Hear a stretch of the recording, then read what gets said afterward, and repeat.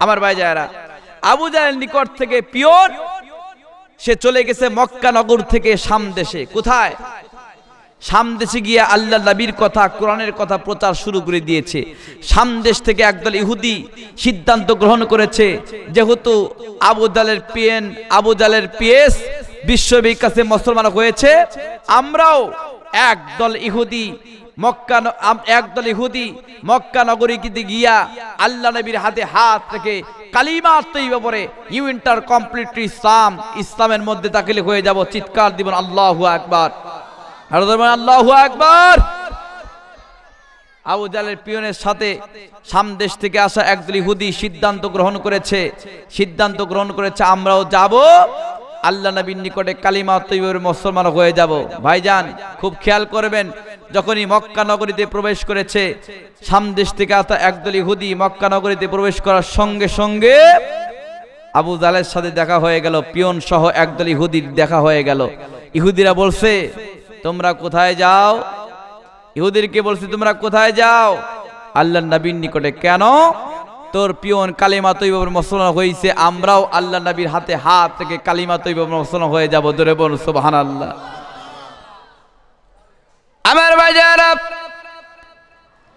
আবু জাহেল বলে শাম দেশ থেকে আসা একদল ইহুদির কি বলে, তোরা যদি বিশ্বনবীর কাছে মুসলমান হতে চাস তাহলে আমার একটা প্রশ্ন আছে, সেই প্রশ্নটা হলো তোরা বিশ্বনবীর নিকটে একটা প্রশ্ন করবি, এই প্রশ্নের জবাব যদি বিশ্বনবী দিতে পারে তাহলে তোরা আল্লাহর নবীর নিকটে কালিমা তৈয়বা মুসলমান হয়ে যাবি, নচেত মুসলমান হওয়ার কোনো প্রয়োজন নাই। আমার ভাইজারা, শাম দেশ থেকে আসা একদল ইহুদি আবু জাহেলকে বলে, আবু জাহেল রে, আমরা কোনো বিশ্বনবীকে প্রশ্ন করতে পারবো না, আমরা সব জেনে শুনে আমরা সব ঠিকঠাক করে আল্লাহর নবীর নিকটে যাচ্ছি কালিমা তৈয়বা মুসলমান হওয়ার জন্য। যদি কোনো প্রশ্নের প্রয়োজন হয় তাহলে তুই আবু জাহেল আমাদের সাথে যাইতে পারিস। যদি কোনো প্রশ্নের প্রয়োজন হয় তাহলে তুই আবু জাহেল আমাদের সাথে যাইতে পারিস, বিশ্বনবীকে প্রশ্ন করতে পারিস। আমার ভাইজারা, শাম দেশ থেকে আসা একদল ইহুদির জবান থেকে এই কথা শুনিয়া সঙ্গে সঙ্গে আবু জাহেল বলছে, আমি মক্কার জমিন থেকে একটা পাথর নিলাম, পাথরটা হাতে নেওয়ার পর আবু জাহেল মনে মনে সিদ্ধান্ত গ্রহণ করলো, আমি এই পাথর নিয়া শাম দেশ থেকে আসা একদল ইহুদি যে আসছে কালিমা তৈয়বা মুসলমান হওয়ার জন্য, আল্লাহ নবীর কাছে কালিমা তৈয়বা পড়ে মুসলমান হওয়ার আগেই আমি আবু জাহেলের পাথর দ্বারা বিশ্বনবীকে হত্যা করবো। জোরে কন্যা নাউযুবিল্লাহ। আবু জাহেল একটা পাথর নিয়া যখনই আল্লাহ নবীকে হত্যা করার ষড়যন্ত্র করে যখন সামনের দিকে আগায় গিয়েছে, আমার ভাই জায়েরা, আল্লাহ নবীকে হত্যা করবে মনে মনে আবু জাহেল সিদ্ধান্ত করেছে, কিন্তু দুনিয়ার কোনো মানুষ না জানলে কে জানছে বলেন? আরো ধরে বলেন কে জানছে? আরো ধরে বলেন কে জানছে? আমার ভাই জায়েরা, আবু জাহেল বলে, আমি যখন এক হাত দুই হাত যখন আগায় গিয়েছি, হাতটা ধরে আছি পাথর নিয়ে যখন আমি চলে যাচ্ছি, মনে মনে সিদ্ধান্ত গ্রহণ করেছি এই পাথর দ্বারা বিশ্বনবীকে আমি হত্যা করাবো। আবু জাহেল বলে, এই মনে মনে সিদ্ধান্ত গ্রহণ করেছি, সামনে আগায় দেখি আমার দুই হাত আর লড়ে না, দুই হাত প্যারালাইসিস হয়ে গেছে। ধরে বলুন সুবহানাল্লাহ। আবু জাহেল তো বুঝতে পারছে ঘটনাটা কি, হাত তো লড়ে না। আবু জাহেল মনে মনে কিন্তু সিদ্ধান্ত গ্রহণ করেছে আল্লাহ নবীকে হত্যা করবে। আবু জাহেল মনে মনে সিদ্ধান্ত গ্রহণ করেছে, কিন্তু হাত তো লড়ে না। আবু জাহেল বুঝতে পারছে কেউ না জানলে আল্লাহ জানছে, কথা ঠিক না বেঠি? কেউ না জানলে আল্লাহ পাক জানছে। আবু জাহেল তখন আল্লাহর দিকে মাথা উত্তোলন করিয়া বলছে, আল্লাহ আমি এমনি বলছি, তুমি আমার হাতটা ভালো করে দাও, তোমার হাবিবকে আমি মারবো না। জোরে কোন সুবহানাল্লাহ। যে আল্লাহ আমি এমনি বলছি, তুমি আমার হাতটা ভালো করে দাও, আমি আসলেই বিশ্বনবীকে মারবো না, তুমি হাতটা ভালো করে দাও। আল্লাহ পাক তো গফুর রহিম, কথা ঠিক না বেঠিক বলে? আমার ভাই যারা, আল্লাহ রাব্বুল আলামিন বলেন, কুল ইয়া ইবাদিয়াল্লাযীনা আসরাফু আলা আনফুসিহিম লা তাকনাতু মির রাহমাতিল্লাহি ইন্নাল্লাহা ইয়াগফিরুয যুনুবা জামিআ ইন্নাহু হুয়াল গফুরুর রহিম। জোরে বলুন আল্লাহু আকবার। আল্লাহ রাব্বুল আলামিন গফুর রহিম। আল্লাহ তাআলা আবু জাহলের হাতটা ভালো করে দিয়েছে, কিন্তু আবু জাহলের মধ্যে কিন্তু শয়তানি যায় নাই। আবু জাহল পাথরটা নিয়ে আল্লাহ নবীর সামনে উপস্থিত হয়েছে। আল্লাহ নবীর সামনে যখন উপস্থিত হয়ে গেল, চতুর্দিকে সাহাবীরা পরিবেষ্টন করে আছে। আবু জাহল যদি কোনো কুবুদ্ধি নিয়ে আসে তাহলে আমরা সাহাবীরা প্রতিহত করব আবু জাহলের। আমার ভাই যায়রা, সামদেশ থেকে আসা একদল ইহুদিরা মুসলমান হওয়ার আগেই আবু জাহল বিশ্বনবীকে প্রশ্ন করতে, হুজুর আমি আপনার কাছে একটা প্রশ্ন করতে যাই, সামদেশ থেকে আসা একদল ইহুদিরা আপনার কাছে মুসলমান হওয়ার জন্য আসছে, কিন্তু আপনার কাছে আমি একটা প্রশ্ন করতে চাই, সেটা হলো আমার হাতে যে পাথর দেখছেন, এই পাথরটা ফাড়াইয়া যদি একটা ফল গাছ বানাইতে পারেন, এই ফল গাছের হবে 6টা শাখা, প্রত্যেকটা শাখায় 2 রকম করে ফল ধরবে এবং প্রতিটা শাখায় 2 রকম করে ফল ধরবে এবং প্রতিটা ডালে ডালে একটা করে হলুদ বর্ণের পাখি। আপনাদের সত্য নবী এরা সাক্ষী দিতে হবে, আপনাদের সত্য নবী এরা সাক্ষী দিতে হবে, আর প্রতিটা শাখায় শাখায় 2 রকম করে ফল ধরতে হবে। আমার ভাইজারা, আবু জাহল যখন বিশ্বনবীকে এই কথা বলছে, আমার নবী সঙ্গে সঙ্গে আবু জাহলকে বলছে, আমাকে 2 রাকাত নামাজ পড়ার সময় দিতে হবে, আমি নামাজ পড়িয়া তারপরে তোমাকে একটা কথা বলবো। আমার ভাইজানেরা, বিশ্বনবী যখন নামাজ পড়বে, নামাজ পড়িয়া ডানে বায়ে যখন সালাম ফিরিয়েছে, সালাম ফিরানোর পর আল্লাহ তাআলার দিকে রুজু হইয়া আমার নবী যখন মুনাজাত করা শুরু করে দিয়েছে, শুরু করে দেওয়ার পর আল্লাহর তরফ থেকে হযরত জিবরাইল আলাইহিস সালাম এসে বিশ্বনবীর কানে কানে বলে, হুজুর আপনি কোনো টেনশন করবেন না, কোনো চিন্তা করবেন না, কোনো পেরেশান হবেন না। আবু জাহল যা যা চেয়েছে আপনি একটা কাজ করেন, আপনার ডান হাতটা শুধুমাত্র আপনি আবু জাহলের পাথরের উপর স্পর্শ করেন, আপনার ডান হাতটা শুধুমাত্র আবু জাহলের পাথরের উপর লাগান, আবু জাহল যা যা চেয়েছে আল্লাহ পাক তাই করে দিবে। আর জোরে বলুন সুবহানাল্লাহ। হাই, আপনার কাজ হলো আপনি একটু মেহরবানি করে আপনার হাতটা শুধুমাত্র পাথরে স্পর্শ করেন, আবু জাহল যা যাচ্ছে যে আল্লাহ পাক তাই করে দিবেন। আমার ভাইজারা, আল্লাহর তরফ থেকে হযরত জিবরাইল সাল্লাম এসে বিশ্বনবীর কানে কানে কানে কানে যখন এই কথা বলছে, সঙ্গে সঙ্গে আমার নবী ডান হাতটা যখন পাথরে স্পর্শ করলেন, সঙ্গে সঙ্গে স্পর্শ করার সঙ্গে সঙ্গে একটা ফল গাছ তৈরি হয়ে গেল। আল্লাহ পাক হযরত জিবরাইল সাল্লামকে হুকুম করলেন, জান্নাতের মধ্যে থেকে একটা ফল গাছ পাথরের উপর সুন্দর করে বসায় দিয়ে, জোরে বলুন সুবহানাল্লাহ।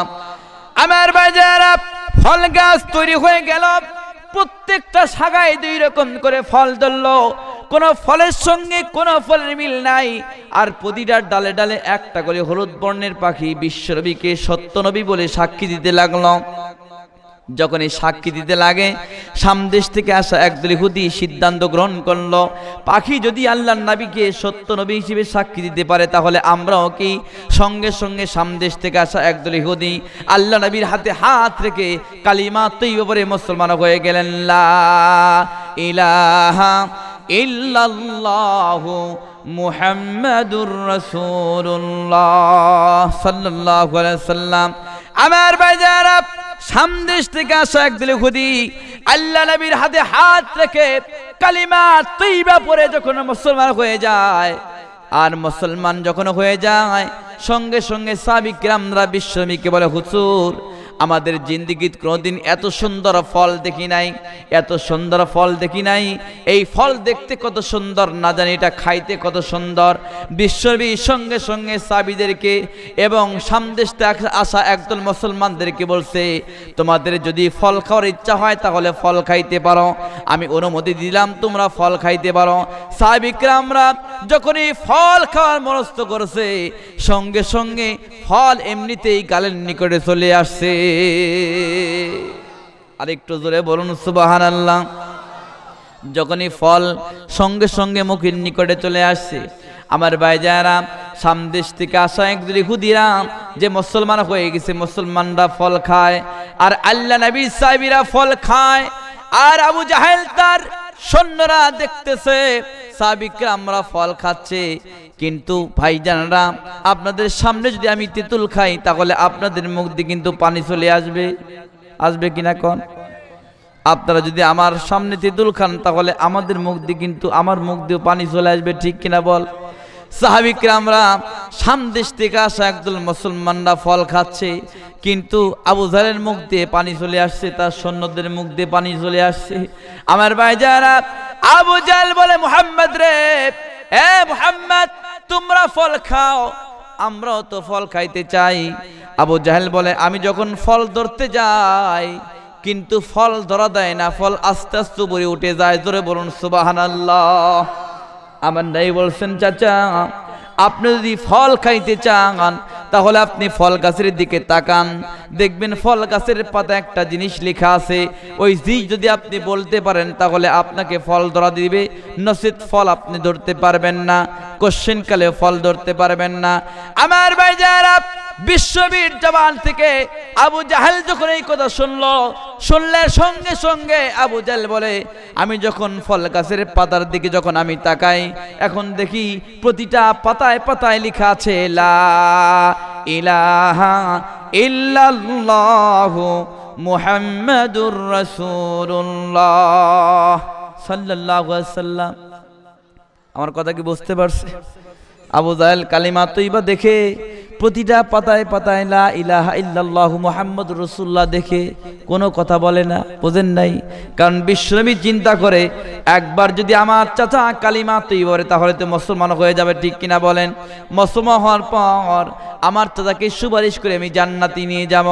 আমার ভাইজারা, আল্লাহ নবী আবু জাহেলকে বলে চাচা আপনি কি লেখা দেখলেন বলেন? আবু জাহেল কোনো কথা বলে না, কোনো কথা বলে না। চাচা বলেন, কোনো কথা বলে না। আবু জাহেল বলে মুহাম্মদ রে, আমি তো ফল গাছের পাতায় দুইজন ব্যক্তির নাম দেখলাম। কয়জন ব্যক্তি বলেন? কয়জন ব্যক্তি বলেন? আমি তো ফল গাছের পাতায় দুইজন ব্যক্তির নাম লেখা দেখলাম। এক নাম্বার ব্যক্তি হলো ওই, দুই নাম্বার ব্যক্তি তুই। কথা কি বুঝতে পারছেন? এক নম্বর ব্যক্তি উই মানে কে বলেন? দুই নম্বর ব্যক্তি তুই মানে? তাও বদমাইশ, কতবার বদমাইশ বলতেছেন আল্লাহর মুহাম্মদ, বলতেছে উই আর তুই। তাহলে উই মানে আল্লাহ, তুই মানে মুহাম্মদ রাসূলুল্লাহ। সকলেই বলুন সাল্লাল্লাহু আলাইহি ওয়াসাল্লাম। আমার ভাইজারা, আল্লাহ নবী জনাব মুহাম্মদুর রাসূলুল্লাহ, সকলেই বলুন সাল্লাল্লাহু আলাইহি ওয়াসাল্লাম। রাসূল তার চাচাকে বলছে চাচা উই আর তুই বলা বাদ দিয়ে একবার আপনি মুখে উচ্চারণ করেন, কিন্তু আবু জাহেল করে নাই। করা বাদ দিয়ে আবু জাহেল বলছে মুহাম্মদ রে, যেহেতু পাথর নিয়ে আসছে, আমি এই পাথর ফাটিয়া ফল গাছ হইছে, পাথরও আমার ফল গাছও আমার। রাসূল বলছেন ঠিক আছে, পাথরও তোর ফল গাছও তোর, এইবার পরীক্ষা হবে, এই পরীক্ষায় যে পাশ করবে তার ফল গাছ হবে। আপনি কি পরীক্ষা দিতে রাজি? আবু জাহেল বলছে ঠিক আছে আমি পরীক্ষা দিতে রাজি। যে পরীক্ষা দিতে রাজি, কয় কি পরীক্ষা? পরীক্ষা হচ্ছে তোর সৈন্যদেরকে নিয়ে তুই বাম দিকে যাবি, আমার সৈন্যদেরকে নিয়ে আমি ডান দিকে যাব, যার পিছনে পিছনে গাছ যাবে তার গাছ হবে। জোরে বলুন আল্লাহু আকবার, জোরে বলুন আল্লাহু আকবার। আবু জাহেলকে বলছে তোর সৈন্যদেরকে নিয়ে তুই বাম দিকে যা, আমার সৈন্যদেরকে নিয়ে আমার সাহাবীদেরকে নিয়ে আমি ডান দিকে যাব, যার পিছনে পিছনে গাছ যাবে তার গাছ হয়ে যাবে। আবু জাহেল বলছে জীবনেও তো গাছ তো হাঁটতে পারে না, জীবনে গাছ যাবেও না, গাছ তো এখানেই দাঁড়িয়ে থাকবে। সঙ্গে সঙ্গে আবু জাহেল করছে কি, তার সৈন্যদেরকে নিয়ে বাম দিকে রওনা হয়ে গেছে। আমার নবী সাহাবীদেরকে নিয়ে ডান দিকে যখন রওনা হয়ে যায়, গাছ সামনের দিকে ঝুঁকলো, পিছন দিকে ঝুঁকলো, ডান দিকে বাম দিকে ঝুঁকাইয়া সমস্ত শিকড়গুলো উপড়াইয়া মানুষ যেভাবে হেঁটে হেঁটে চলে যায়, আল্লাহ নবীর পিছনে পিছনে গাছ ওই রকম যা শুরু করেছে। গাছ আল্লাহ নবী পিছনে পিছনে হেঁটে হেঁটে যাচ্ছে। আবু জাহেল পিছন দিক তাকায় দেখে যে আমার পিছনে আর গাছ নাই, গাছ তো রাসূলের পিছনে যাচ্ছে। আবু জাহেল দাঁড়াইয়া সৈন্যদেরকে বলছে, মক্কার বুকে বহু জাদুকর দেখছি, মুহাম্মদের মতো জাদুকর আর দেখি নাই। জোরে কর নাউজুবিল্লাহ, জোরে কর নাউজুবিল্লাহ। তার মানে আবু জাহেলের ভাগ্যে ইসলাম নাই, কথা ঠিক না বেঠিক বলেন? সারা জীবন ধরে আবু জাহেল আল্লাহর নবী বিরোধিতা করছে, সেই আবু জাহেলের বাড়িতে হইছে সমস্ত হাজীদের পায়খানা, ঠিক কিনা? যারা হজ করতে গিয়েছেন এমন কোন হাজী নাই যে আবু জাহেলের বাড়িতে পায়খানা করেন নাই। সব হাজী সাহেবরা আবু জাহেলের বাড়িতে গিয়া পায়খানা করে আসছে, কথা ঠিক না বেঠিক বলেন? কারণ আল্লাহ নবী বিরুদ্ধে সারা জীবন ভরে দুশমনীতি করেছে, বিরোধিতা করেছে, আল্লাহ পাক তার প্রতিশোধ নিচ্ছে। এখন পর্যন্ত কিয়ামত পর্যন্ত যতদিন পর্যন্ত পৃথিবী থাকবে ততদিন পর্যন্ত আবু জাহেলের বাড়িতে হাজী সাহেবরা পায়খানা করে চলে আসবে, কথা ঠিক না বেঠিক বলেন? আল্লাহর মার দুনিয়ার বার, কথা ঠিক না বেঠিক? আর আপনারা জানেন উহুদের ময়দানে আল্লাহ নবীর দান মোবারক ভেঙে দিয়েছিল, যেই ব্যক্তি রাসূলের দাঁত ভেঙে দিয়েছিল। আবু জাহেল 60 জীবন ধরে রাসূলের বিরোধিতা করার কারণে তার বাড়িতে হয়েছে পায়খানা, কিন্তু আল্লাহ নবীর দাঁত যে ভেঙে দিল তার একটা শাস্তি হওয়ার প্রয়োজন আছে না নাই? কথা বলেন আছে না নাই? যে ব্যক্তি দাঁত ভেঙে দিয়েছিল সেই কাফির বেঈমানের নাম হলো আব্দুল্লাহ ইবনে কমসা। নাম কি? আব্দুল্লাহ ইবনে কমসা। যেই আব্দুল্লাহ ইবনে কমসা আল্লাহ নবীর উহুদের ময়দানে দাঁত ভেঙে দিয়েছিল, সেই ব্যক্তি আল্লাহ পাক কি শাস্তি দিয়েছে? আব্দুল্লাহ ইবনে কমসা আল্লাহ নবীর দাঁত ভেঙে দেওয়ার পর থেকে তার বংশে যত নারী পুরুষ আসছে, কোন নারী পুরুষের মুখে আল্লাহ পাক দাঁত দেয় নাই। জোরে কোন সুবহানাল্লাহ। 20 বছর, 30 বছর, 40 বছর বয়স হয়ে যায়, কিন্তু দাঁত ওঠে না। ঘটনা কি? দাঁত ওঠে না কেন? তারা চিন্তা করে দেখছে, থিসিস করে দেখতে, আমাদের 14 পুরুষের মধ্যে একজন পুরুষ ছিল আব্দুল্লাহ ইবনে কমসা, সে রাসূলের দাঁত ভেঙে দেওয়ার পর থেকে আল্লাহ পাক তার প্রতিশোধ নিচ্ছে। এমনকি ওই বংশের কোন মহিলাকে, ওই বংশের কোন মেয়েকে অন্য বংশে বিয়েও দিতে পারে নাই। জোরে বলুন আল্লাহু আকবার। যে মেয়ের দাঁত নাই সে মেয়েকে কেউ বিয়ে করতে পারবে? বিয়ে করতে চাবে? কারণ আল্লাহর মার সকলের বার, কথা ঠিক না বেঠিক বলেন? আমার ভাইজানেরা, এই বাংলাদেশের জমিনে আমরা কেমন নবীকে ভালোবাসি। আমাদের বাপের নামে, আমাদের 14 গোষ্ঠী যে কোনো একজনের নামে, বাপের নামে গালি দিলে বিচার হয়, হামলা হয়, মামলা হয়, কথা ঠিক না বেঠিক বলে? বাপের নামে যদি কোনো গালি দেয় হামলা হয়, মামলা হয়, কিন্তু রাসূলের বিরুদ্ধে কটূক্তি করলে কোনো হামলা মামলা বিচার নাই, কথা ঠিক না বেঠিক বলেন? তাহলে বাপের দামই বেশি না রাসূলের দাম বেশি? আল্লাহর নবী বলেছেন, লা ইউমিনু আহাদুকুম হাত্তা কুনা হাব্বা ইলাইহি মিন ওয়ালিদিহি ওয়ান নাস আজমাইন। That mean Bukhari Muslim.